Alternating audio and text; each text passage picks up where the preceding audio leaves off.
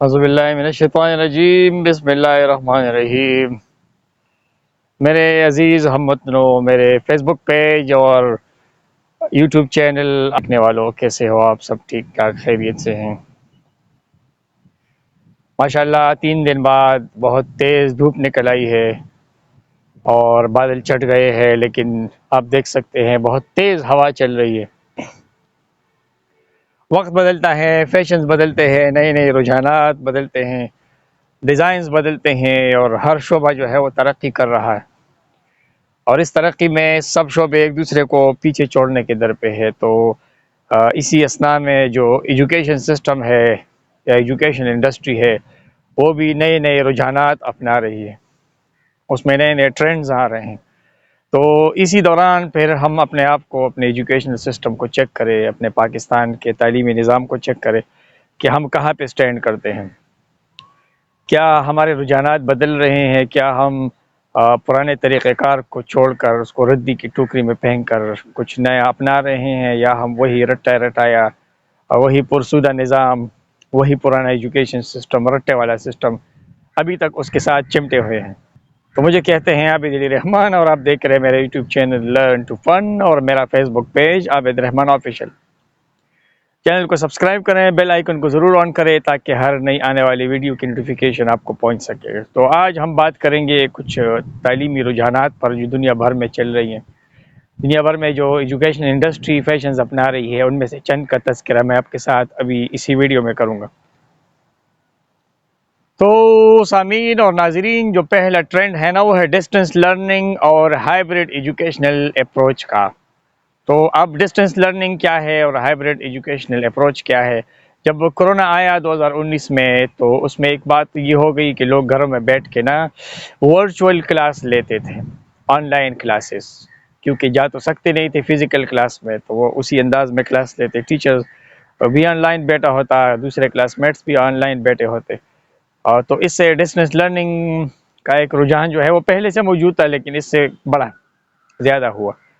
اب جو کرونا کے بعد کی سچویشن ہے، تو وہ باقاعدہ انسٹیٹیوشن نے اور ایجوکیشن انڈسٹری نے باقی دنیا میں ڈسٹنس لرننگ کو اور جو ہائبرڈ سسٹم ہے، جو ورچوئل ایجوکیشن سسٹم ہے، اس کو بالکل اپنا لیا ہے۔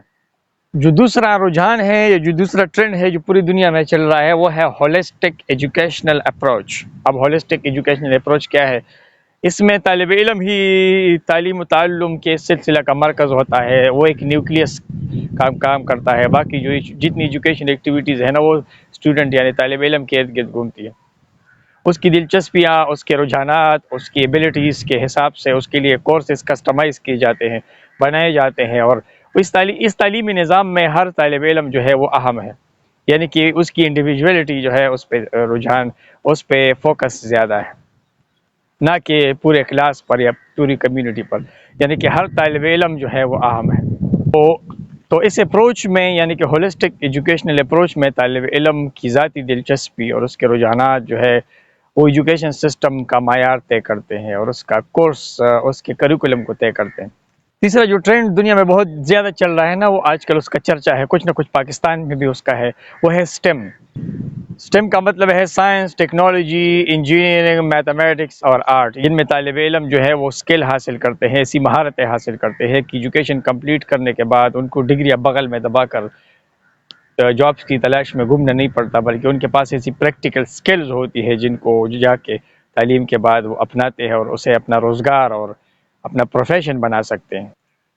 اب جو اگلا ماڈل ہے نا، اسے K-12 کہتے ہیں۔ یہ خصوصی طور پر امریکہ میں رائج ہے، باقی دیگر ترقی یافتہ ممالک میں بھی ہے، لیکن امریکہ میں یہ رائج ہے۔ یہ K-12 ڈیجیٹل سسٹم کیا ہے؟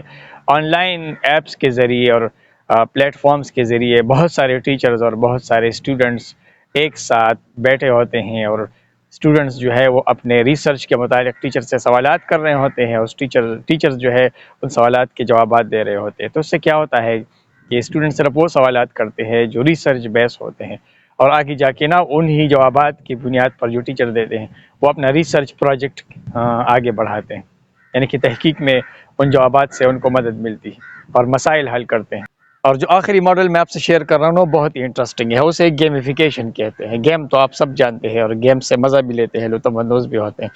اب ایجوکیشنسٹ نے سوچا کہ بچے تو ویسے بھی گیم پہ بہت زیادہ وقت لگاتے ہیں اور گیمز کو شوق سے کھیلتے ہیں، وہ ایک فن ہے، تو کیوں نہ اسی فن کو ایجوکیشن کا ذریعہ بنایا جائے. تو ان میں سے کنٹینٹ اور ایسا مواد وہ پٹ کرتے ہیں ان گیمز میں کہ وہ بچوں کو فن گیمز اور انٹرٹینمنٹ کے اندر ہی رہ کر سکھاتے ہیں، جس میں ورچوئل ریالٹیز، 3D ماڈلز، بہت سارے گرافکس اور بہت ساری ایسی چیزیں جو کھیل ہی کھیل میں بچوں کو تعلیم دیتی ہے. تو اب ان سارے ماڈلز کو لے کے نا خود سوچے اور اپنا ایجوکیشن سسٹم اٹھائے پرکھے کہ ہم کہاں پہ کھڑے ہیں، کیا ہم ان میں سے کوئی رجحان اپنا رہے ہیں یا ویسے کہ ویسے ایک سڑا ہوا تالاب بنا ہوا ہے.